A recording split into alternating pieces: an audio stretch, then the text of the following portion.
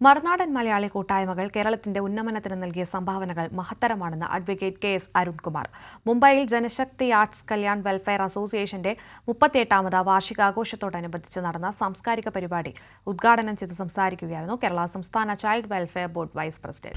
മുംബൈ അടക്കമുള്ള പ്രവാസി മലയാളി കൂട്ടായ്മകൾ കേരളത്തിന്റെ ഉന്നമനത്തിന് നൽകിയ സംഭാവനകൾ മഹത്തരമാണെന്ന് കേരള സംസ്ഥാന child welfare board vice president advocate K S. Arunkumar പറഞ്ഞു.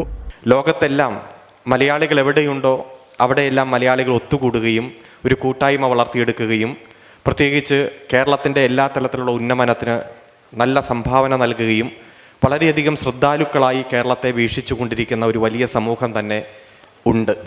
ആ സമൂഹം തന്നെയാണ് കേരളത്തിന് ഒരു ലോകത്തിന് മാതൃകയായി വളരാൻ ഉള്ള പ്രചോദനവും കരുത്തുമെല്ലാം എന്ന് നമുക്ക് കാണാൻ കഴിയും. രാജ്യത്തിന്റെ ബഹുസ്വരത വലിയ പ്രതിസന്ധിയിലൂടെയാണ് കടന്നുപോകുന്നതെന്നും അരുൺകുമാർ ഓർമ്മിപ്പിച്ചു.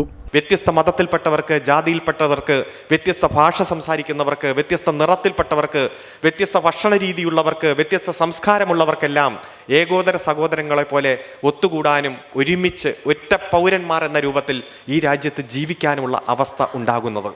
എന്നാൽ ഇപ്പോൾ ഈ ബഹുസ്വരത ഏറ്റവും വലിയ പ്രതിസന്ധികളെ നേരിട്ടുകൊണ്ടിരിക്കുകയാണ്. ഒരു ഹിന്ദുത്വ അജണ്ടയോടുകൂടിയുള്ള ഫാസിസ്റ്റ് രാജ്യമായി ഇന്ത്യ മാറിക്കൊണ്ടിരിക്കുകയാണെന്നും അരുൺകുമാർ ആശങ്ക പങ്കുവച്ചു. നമുക്കറിയാം, നമ്മുടെ രാജ്യം ഒരു ഹിന്ദുത്വ അജണ്ടയോട് കൂടിയിട്ടുള്ള ഒരു ഫാസിസ്റ്റ് രാജ്യമായി പടിപടിയെ മാറിക്കൊണ്ടിരിക്കുന്നു. ജനശക്തി പ്രസിഡന്റ് പി.എസ്. മേനോന്റെ അധ്യക്ഷതയിൽ നടന്ന ചടങ്ങിൽ മുതിർന്ന കമ്മ്യൂണിസ്റ്റ് നേതാവ് പി.ആർ. കൃഷ്ണൻ, കെ.എസ്. മുംബൈ അധ്യക്ഷൻ T N. Hariharan, world Malayali council global chairman Paul Parappally, C P. Babu, Christopher Jacob, Sam Cherian തുടങ്ങിയവർ വേദി പങ്കിട്ടു. സഖാവ് വി.സി. കോരൻ മെമ്മോറിയൽ പുരസ്കാരം കോരന്റെ സഹധർമ്മിണി ഓമന കോരനും അഡ്വക്കേറ്റ് അരുൺകുമാറും ചേർന്ന് പി.ആർ. കൃഷ്ണന് കൈമാറി. ട്രേഡ് യൂണിയൻ പ്രസ്ഥാനം ആദ്യമായി ജന്മമെടുക്കുന്നതും മുംബൈയാണ് തൊഴിലാളി വർഗത്തിൻ്റെ ഈറ്റില്ലം.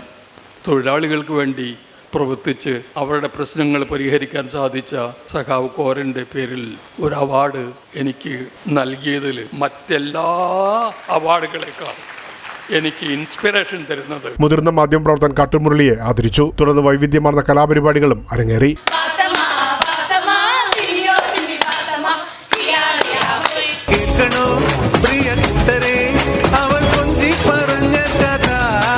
പ്രേംലാൽ, കൈലി ന്യൂസ്, മുംബൈ.